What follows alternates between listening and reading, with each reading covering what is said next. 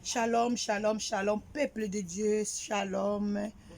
N'oublie pas, nous sommes à www.tolonacé. Ici à Tolonacé, comme d'hab, nous disons toujours, nous rachetons les temps car les jours sont mauvais. Jésus-Christ revient bientôt. Annonce, beaucoup bien-aimés dans les Seigneurs. Aujourd'hui, c'est dimanche. Cette semaine, autozo bandaya lundi.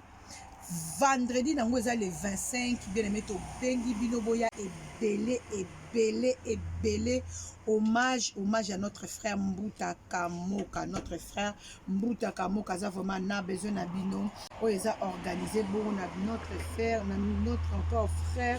Moko ya kati na bayembi ya sepeli ko sepeli ça vraiment grand frère na yemi alobi ko salango ye moko te ko salango penda elongo na biso bana na nzambe Yesu Masia aza nzambe azelonga boya ebele kalanga ina koseka lobi moto ya bilelo lelo kalanga ina kodatola elonga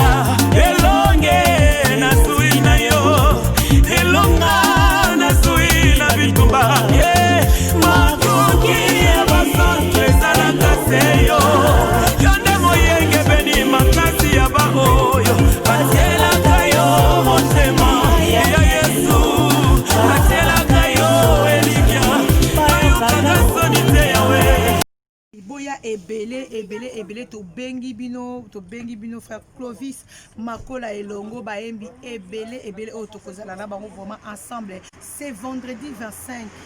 Hommage à notre frère Mbuta Kamoka. Bible bito lingana. Donc to lingana moto azangi bolingo komona nzambe te to lingana na tant toza envie. La kisanga to lingaka nga pena la kisa OK na lingaka yo. Donc tozo sala hommage à notre frère Mbuta Kamoka. Donc ya un papa bon simple.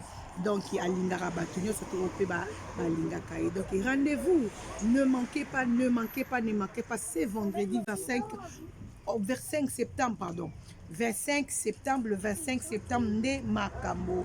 Le 25 septembre, toko bini na nzambe, toko tombo la ngwende na nzambe, kozanga te biso, tolonacé, toko zalawana vraiment vendredi oyo, ça sera chaud. Pote ya biso ba na nzambe, yinda kate kasi.